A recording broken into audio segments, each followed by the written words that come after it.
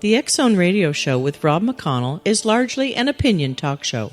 All opinions, comments, or statements of fact expressed by Rob McConnell's guests are strictly their own and are not to be construed as those of the X-Zone Radio Show or endorsed in any manner by Rob McConnell, REL-MAR McConnell Media Company, the X-Zone Broadcast Network, its affiliated networks, stations, employees, or advertisers.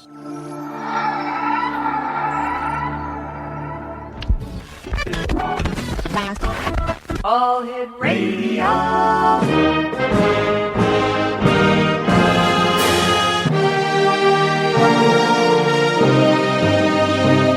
Welcome to the X Zone, a place where fact is fiction and fiction is reality. Now, here's your host, Rob McConnell. Welcome back, everyone. My name is Rob McConnell. This is the X Zone on the Talkstar Radio Network, coming to you live and around the world from our studios in Hamilton, Ontario, Canada. Toll-free worldwide, 1-800-610-7035. Email xzone@xzoneradiotv.com. On MSN Messenger, xzoneradiotv@hotmail.com. And our website, www.xzoneradiotv.com. Now, for all the latest news on Paragators TV, www.paragators.org. My guest this hour, Exonation, is Nunzio Addabbo, and he is a retired international engineer and construction management consultant on some of the world's largest projects.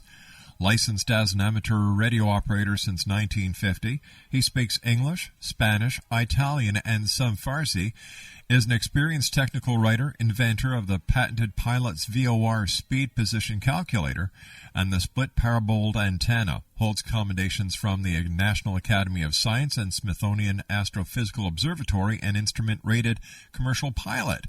He is the capture team outsider with the inside secrets and the JFK assassination conspiracy, and a historian, and is a member of the American Radio Relay League, the Radio Society of Tucson, the 398th Bomb Group Memorial Association, the Air Force Navigators Observer Association, the Military Officers Association of America, and the Association of Former Intelligence Officers. Joining me now is Nunzio Addabbo. I'm sorry about that, Nunzio. Welcome to the X Zone. Thank you very much, Rob. Appreciate the call.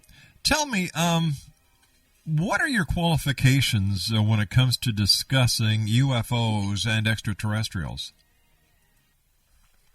Well, ever since I obtained my astronomy merit badge as a Boy Scout many years ago, I believe it was around 1935 or possibly 36, I often wondered if other intelligence existed in our universe.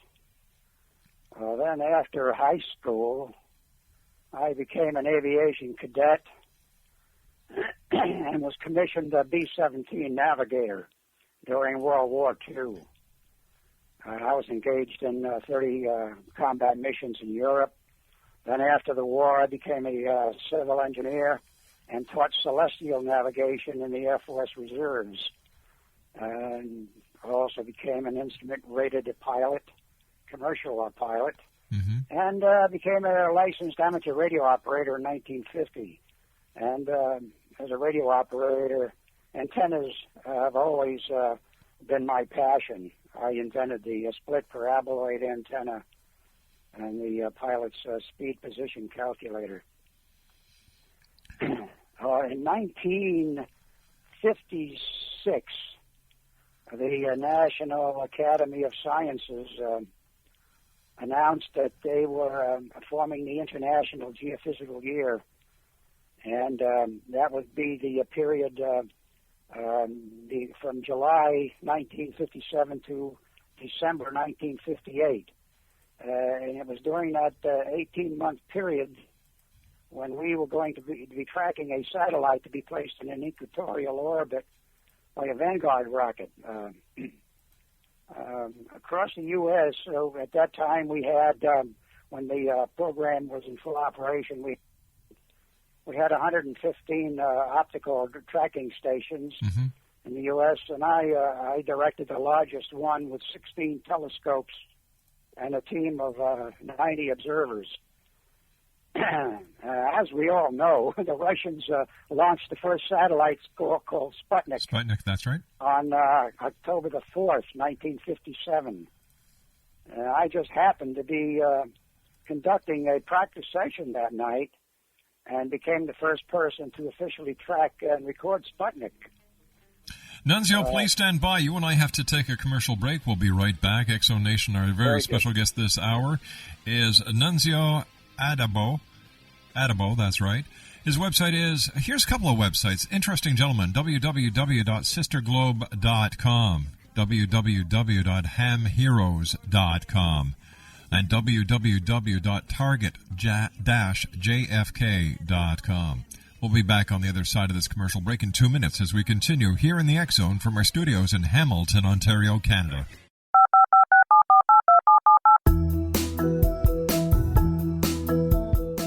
Did you know that when you're on the road with limited data or Wi-Fi, you can still listen to the X Zone radio show with Rob McConnell, The Science of Magic with Gwilda Wiyaka, X-1, Dimension X, Space Patrol, and every minute of the X Zone broadcast network by calling 213-401-0080, courtesy of Audio Now.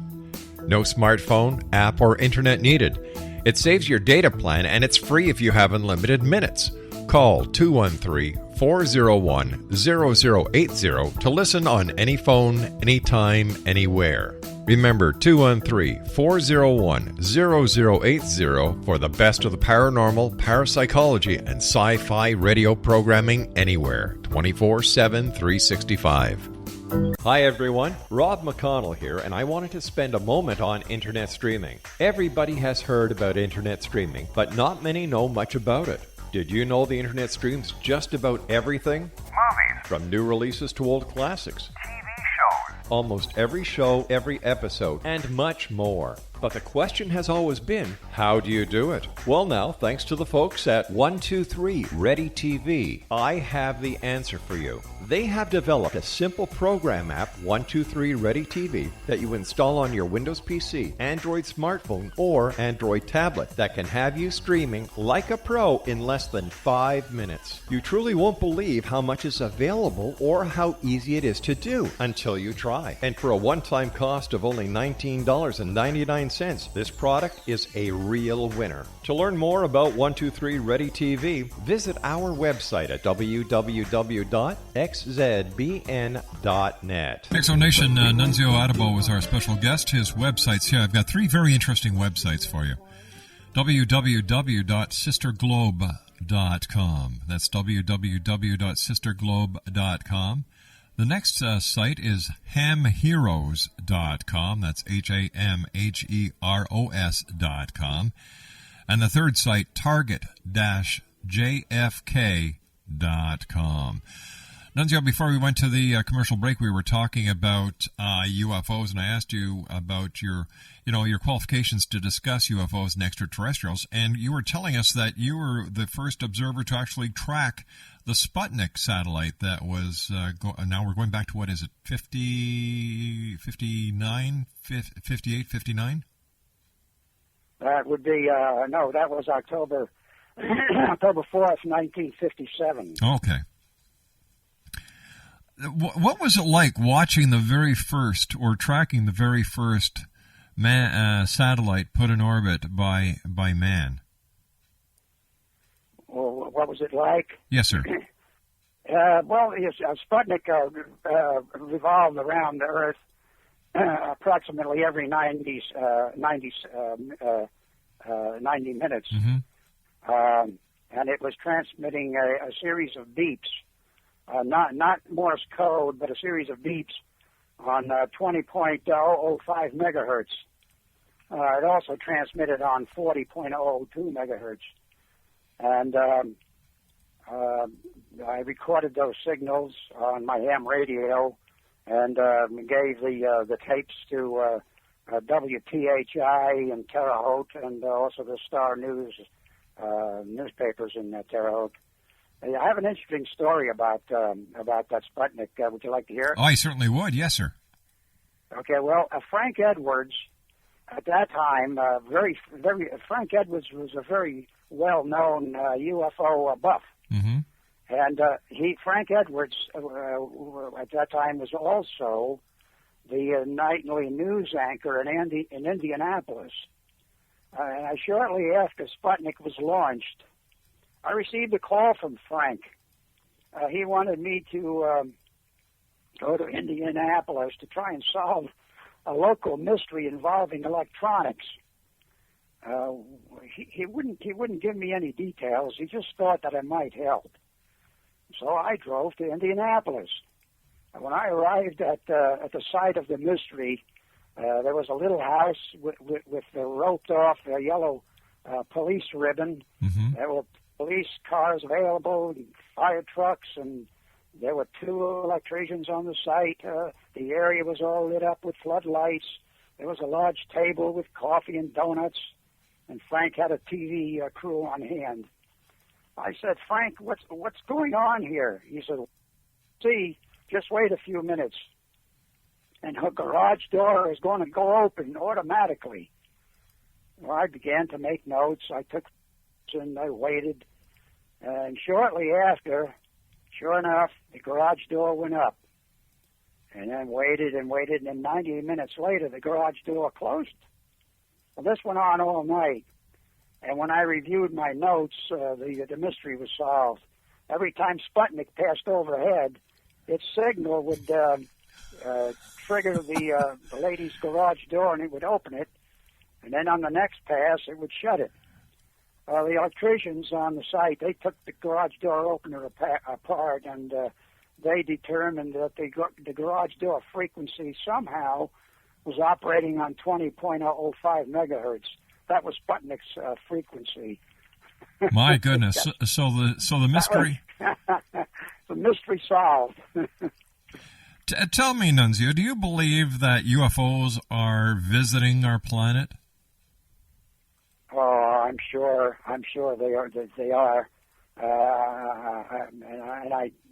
I'm equally sure that they are because of their unbelievable speed and the maneuverability of the UFOs.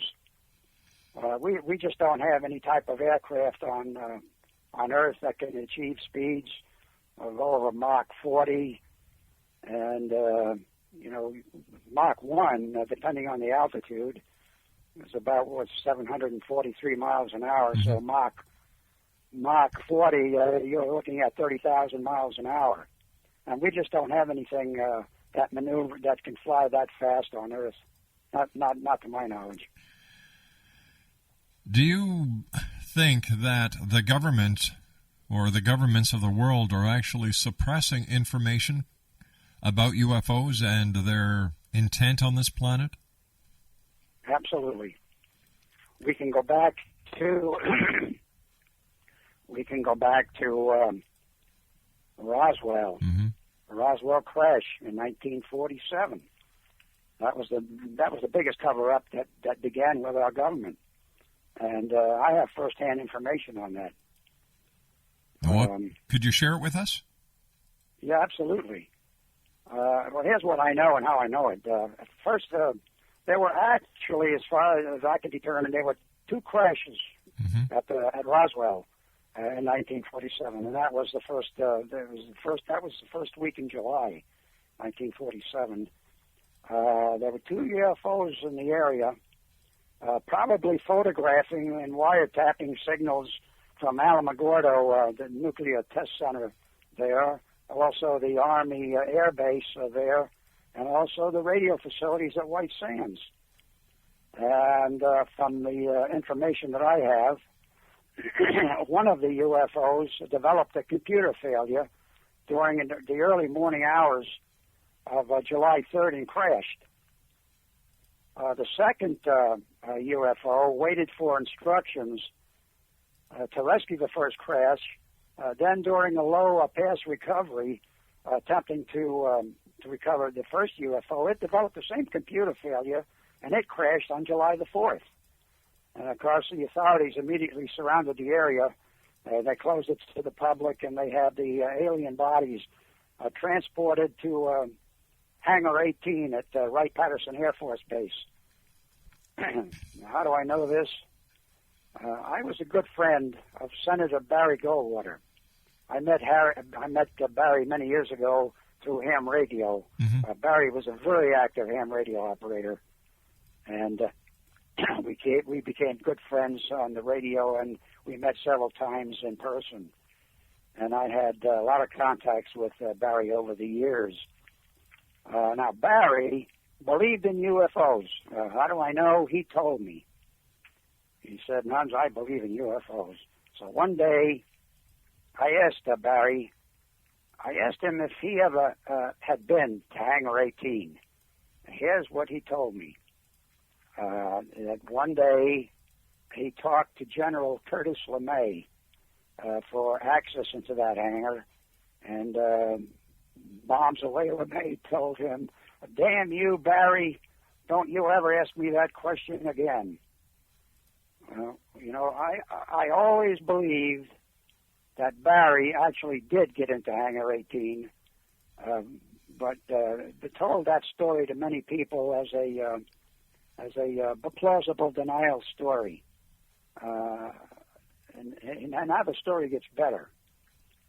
I also knew Harry Godley. Now, Harry, at that time, was in charge of all civilian personnel at Wright-Patterson in the 40s and 50s. And if I understand right, there were over 2,000 civilian employees at Wright-Patterson going back to that time. That's correct. Yeah. Now later on, Harry was hired by Howard Hughes for several projects, mm-hmm.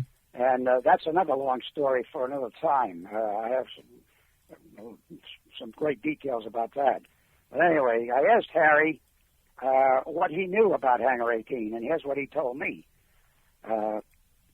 Hangar 18 has always been guarded around the clock by armed guards, and that I was refused entry to that hangar. I'd heard from several high-ranking officers that alien bodies were in the hangar. And he also said that I learned later on, bodies were secretly transported to Area 51 in Nevada. That's the old Area 51. That's the Groom Lake area. Mm-hmm. Yeah. Just north of Las Vegas. Now, the whole world knows that Area 51 has always been a secret and well-guarded base. And the known sources tell me that they have an underground city there. I've got this all detailed in my book, Globe. But doesn't it make sense that a nation as strong and as free as the United States should have secrecy when it comes to the development of weapons that could be used against other countries that would pose a threat to the United States? And having a city under the tarmacs of Area 51, especially in the days of satellite photography that is so perfect, would make a lot of sense to a lot of people. How does this help with the story that there's crashed UFOs and aliens that are actually being kept at Area 51? And why do the skeptics or the true believers downplay the part of national security? Well, I'm not so sure about that. But here's what's strange about the whole episode. Why does Title 14, Section 1211 of the Code of Federal Regulations mm-hmm.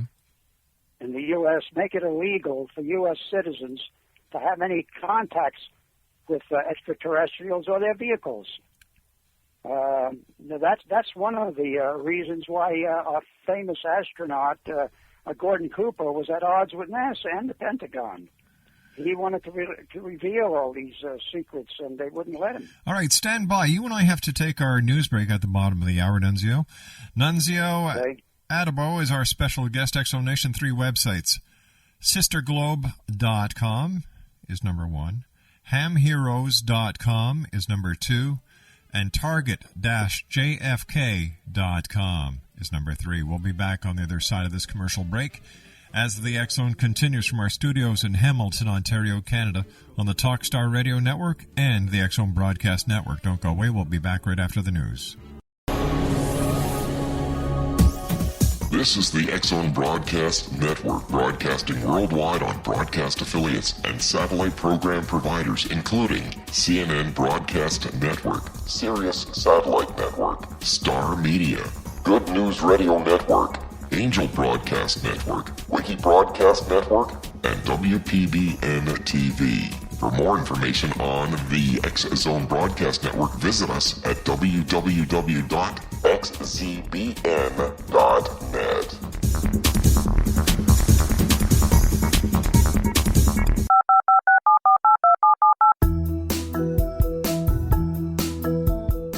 Did you know that when you're on the road with limited data or Wi-Fi, you can still listen to the X Zone Radio Show with Rob McConnell, The Science of Magic with Gwilda Wiyaka, X-1, Dimension X, Space Patrol, and every minute of the X Zone Broadcast Network by calling 213-401-0080, courtesy of Audio Now.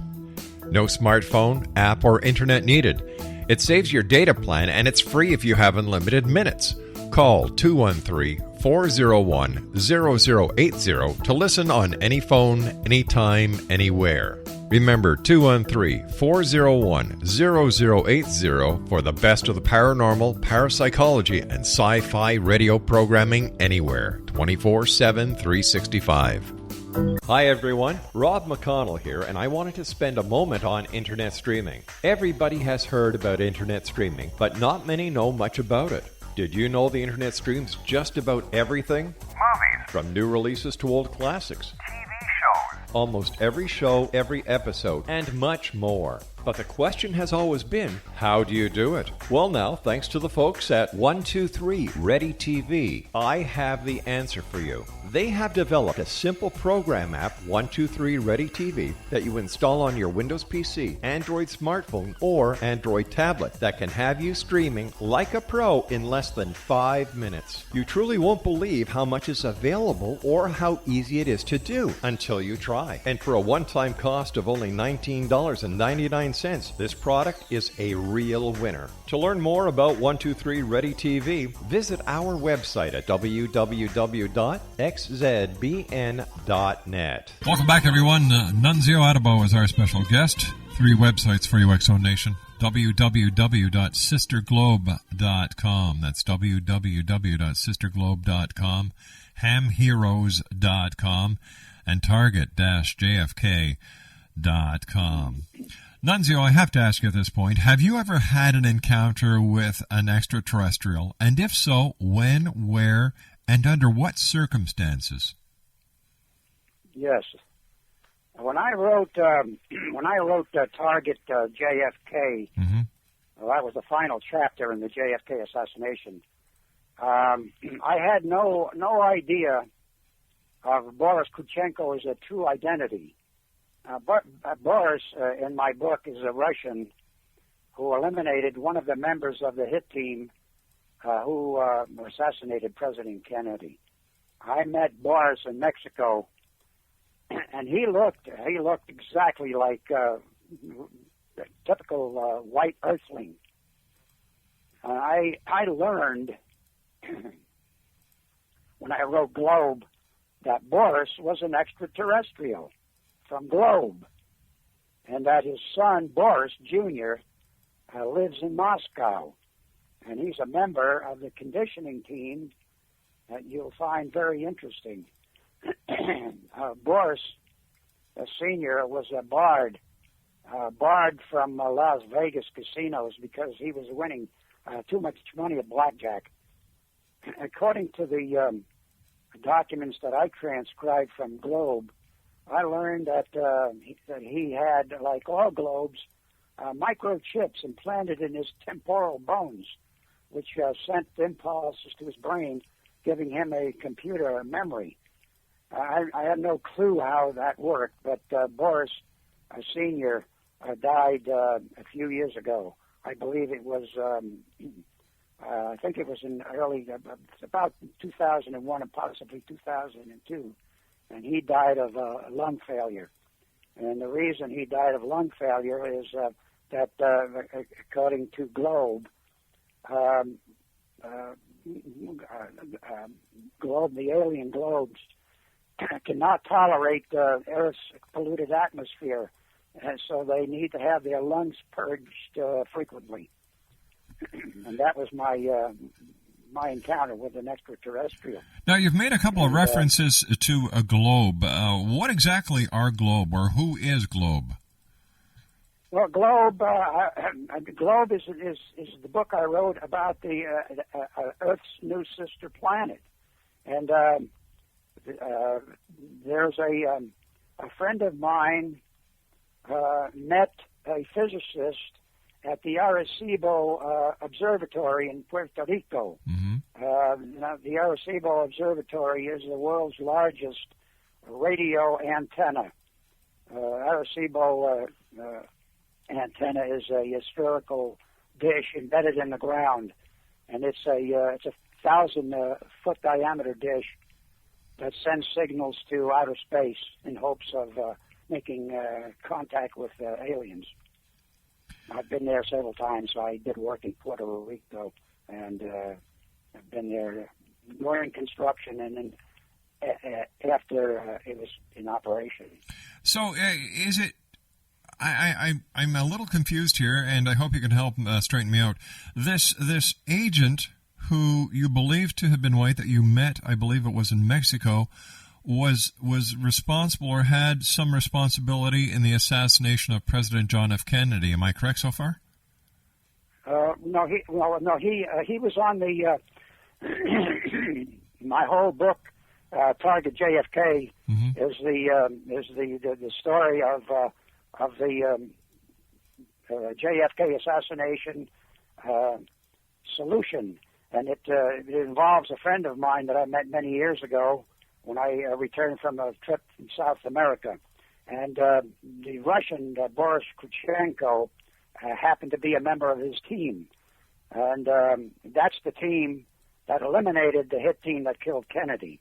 He was a good guy. All right, so Boris, who was part of the team that eliminated the team who assassinated President Kennedy, which means that the Russians were behind the assassination of President Kennedy, if I'm following this correctly, was an alien. So does that mean that the governments of the world, specifically the Russian government, was infiltrated or had been filled with extraterrestrials?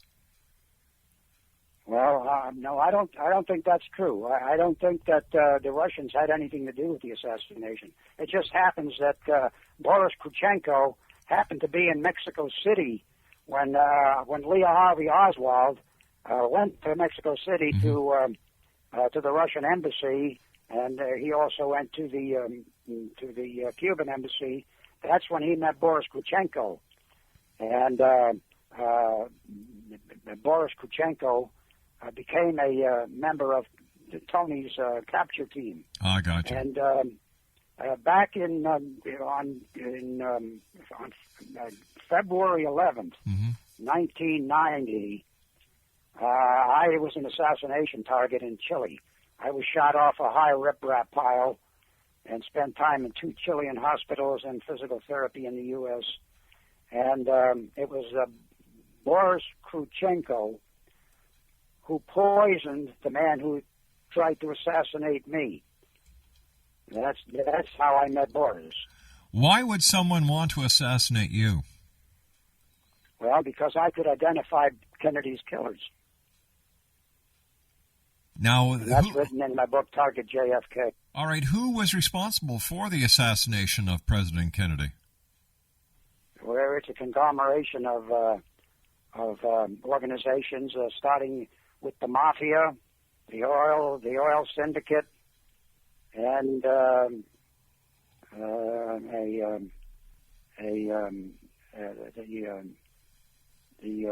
bank organization, and the oil syndicate, worldwide oil syndicate. They were all joined together, and they had one man that coordinated the effort, and his name was Daniel Hill. And Daniel Hill eventually was eliminated in Iran. And if this information is true, and I'm not doubting it, it's not. I'm just questioning it. How come this story hasn't been carried by mainstream media, and how come nobody's been brought to justice on it yet? Because the Kennedys suppressed all the information. I tried to get the book into the Texas book depository where the assassination took place, which is run by the Kennedy family, and the director of that book depository is now the Kennedy Library, and it's toured year-round by thousands of people.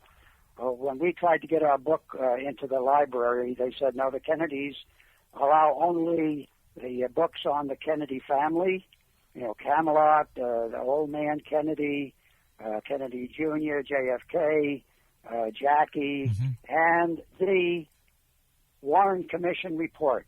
No other books are allowed in that library. And so the book has been suppressed, not only my book, but other books on the Kennedy's assassination have been suppressed by the Kennedy family. Why would they want to have this information suppressed? Why wouldn't they want the world to know who killed President Kennedy? Well, apparently it's going to be revealed in 2038. 75 years after the assassination is when they say they will release the records. And, of course, I'm not going to be around then. And neither will most of the people that knew anything about the assassination. It'd be 2038 when the records will be released. And that's when they'll find out who did it. And it was a team of assassins that were Bolivian assassins. There were 9 members on that hit team. And my friend's capture team eliminated all of them. What was the role that Lee Harvey Oswald then had in the assassination of President Kennedy? Lee Harvey Oswald was given a contract not to kill Kennedy, but to shoot the driver of the motorcade. And with the object of slowing down the motorcade and stopping it, and then Carlo Perez, who would be on the Dow Tex building, would take the final shot from the Dow Tex building while the motorcade was stopped. Well, Oswald suspected that he was being set up as a patsy, and when the motorcade made the final turn onto Elm Street, he chickened out and went down to the little coffee shop on the ground floor, or second floor rather, and his backup, which was a guy by the name of Gabriel, was his backup. He's the one who actually took 3 shots to shoot the driver, and the first shot missed. I believe it was the second shot that hit Johnson and not Kennedy. And during that day, there were actually 7 shots fired. 7 shots, but only 5 of the shots were real shots. The other 2 were remote charges that were placed in the grassy knoll and the trees, remote control charges.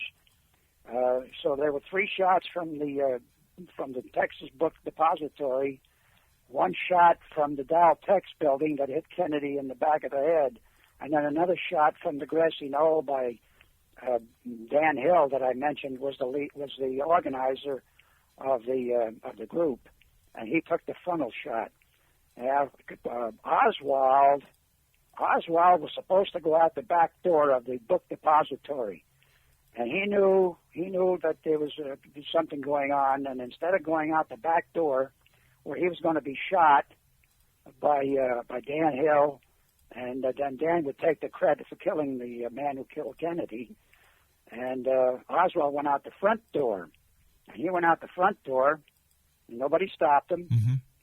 He went to his boarding room where he picked up his revolver, and he went to the theater.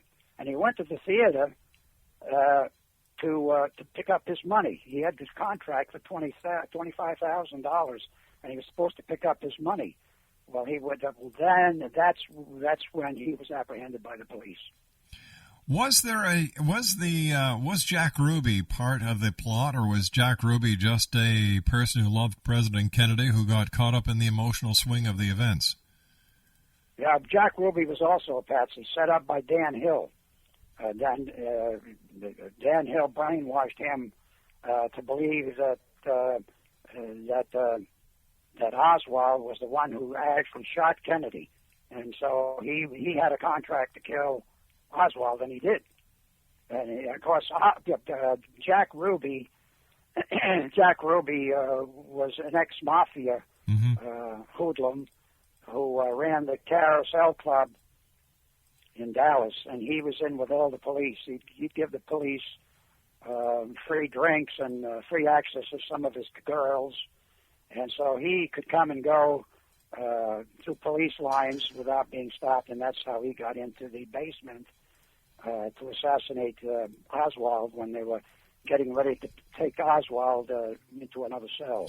Nunzio, please stand by. We've got to take our final break for this hour. Exonation. Very interesting, gentlemen. Nunzio Addabbo. Here's some websites.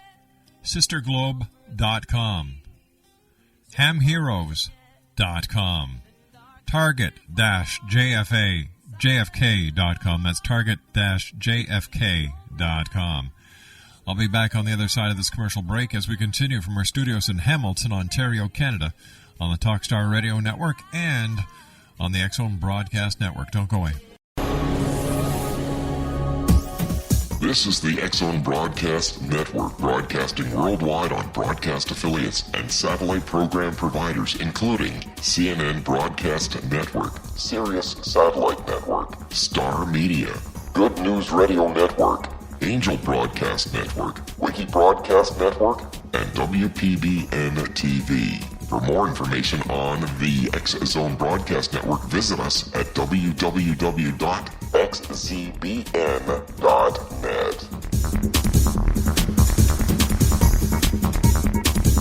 And welcome back, everyone. It's been a very interesting hour here with our guest of this hour, Nunzio Addabbo. His websites are sisterglobe.com, hamheroes.com, and target-jfk.com. Tell me, Nunzio, one question I've always wanted to ask someone: is there a connection between extraterrestrials and the Bermuda Triangle? Oh, yeah.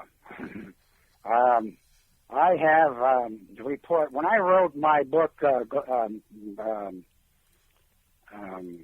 Ham Radio Heroes, during my research, I received many letters for ham radio operators that wanted to be in my book. Now, two of those letters were from operators that heard signals in the Bermuda Triangle on 652 megahertz. And one was a maritime mobile, the other was an aeronautical mobile. Now, what makes that interesting is that, unusual, is that 652 megahertz happens to be TV channel 44, and there's no such channel broadcasting in the Bermuda Triangle on that frequency.